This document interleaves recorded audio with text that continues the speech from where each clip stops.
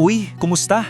So, gusto mo na bang mag-invest pero parang saan ba ako mag-uumpisa? Ganyan ba? Huwag kang mag-alala kasi dito iga-guide kita step by step kung paano ba buksan yung pinakauna mong investment account.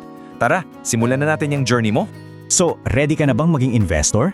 Kung oo ang sagot mo pero may kasamang konting kaba, di ba? Perfecto para sa'yo. Kasi titingnan natin ngayon ang isang app na, alam mo yun, para talaga sa mga beginners na Pinoy. Para yung pagsimula mo, sobrang simple lang. Okay, so ano ba itong tool na gagamitin natin? Ang pangalan niya, Dragonfy. Alamin natin ngayon kung bakit nga ba sinasabi ng marami na ito yung isa sa mga pinakamadaling paraan para sa mga katulad nating nagsisimula pa lang na pumasok sa mundo ng investing. Let's see. Kasi di ba, aminin natin, pag narinig mo yung salitang investing, ano agad pumapasok sa isip mo? Mga numero, yung mga charts na parang spaghetti, di ba? Nakakatakot, parang ang hirap. Well, kung ganyan yung nararamdaman mo, okay lang yan. Hindi ka nag-iisa. Pero paano kung sabihin ko sa'yo na may paraan para gawing sobrang simple ang lahat ng yan? Promise, kung marunong kang gumamit ng online banking app mo, GCash o Maya, kayang-kaya mo to. Kasi yun naman talaga ang goal ng mga app na tulad nito Alisin yung takot factor para, makapag-umpisa ka na talaga. So bakit nga ba bagay na bagay to sa mga beginners? Okay, una, yung itsura niya, yung interface, sobrang linis, modern, hindi nakakalito. Pangalawa, ang bilis lang ng sign-up process. At ito yung pinaka-importante, pwede kang magsimula sa maliit na halaga lang. Tapos may welcome bonus pa. O di ba? At speaking of bonus, yan, yung welcome bonus code. Minsan may mga promo code silang ganito na kapag ginamit mo, magkakaroon ka ng extra funds. Minsan, pati yung nag-refer sa'yo, meron din. So, ang ganda, di ba? Magandang panimulang tulong yan para sa investment journey mo. Okay, game na. Eto na. Eto na yung pinaka-exciting na part. Sa apat na simpleng hakbang lang, bubuksan na natin yung account mo. Ang tanong, ready ka na bang maging isang official investor? Tara! Okay, so himayin natin tong apat na steps. Una, syempre, download mo yung app. Hanapin mo lang Dragonfy. Pangalawa, create account. Diyan mo i-verify yung identity mo gamit ang isang valid ID. Pangatlo, i-connect mo na yung bank account mo o yung e-wallet mo. Tapos, pang-apat, pag okay na lahat, explore mo na yung dashboard. Kapakapain mo para masanay ka. So doon sa verification part, kailangan mo ng valid ID. Ano ba yung mga tinatanggap nila? Pwedeng Phil ID, passport o driver's license. Isang mabilis na tip lang. Pag kukuha ka ng picture ng ID mo, siguraduhin mong nasa maliwanag kang lugar para malinaw yung kuha at mabilis ma-approve. At totoo talaga to, promise. Sobrang linis at beginner-friendly ng layout.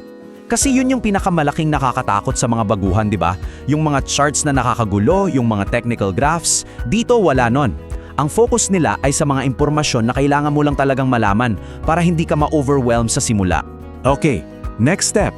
Ito yung isa pang mahalagang hakbang. So na-approve na yung account mo, anong susunod?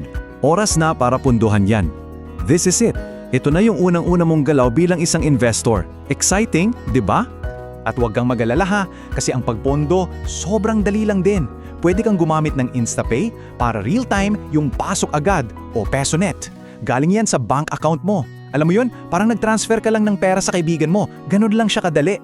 At ito yung pinakamagandang balita para sa ating lahat siguro. Kasi yung akala natin, di ba, na kailangan mo ng malaking pera para mag-invest, hindi totoo yun. Dito, sa halagang 1,000 piso, 1,000 pesos lang, pwede ka nang magsimula. Tandaan mo, ang mahalaga dito ay yung makapag-umpisa ka, hindi kung gaano kalaki yung ipapasok mo agad. Okay, so bago tayo magpatuloy, pag-usapan muna natin yung tamang mindset. Kasi ito, super importante. Ang goal dito guys, hindi para yumaman agad-agad.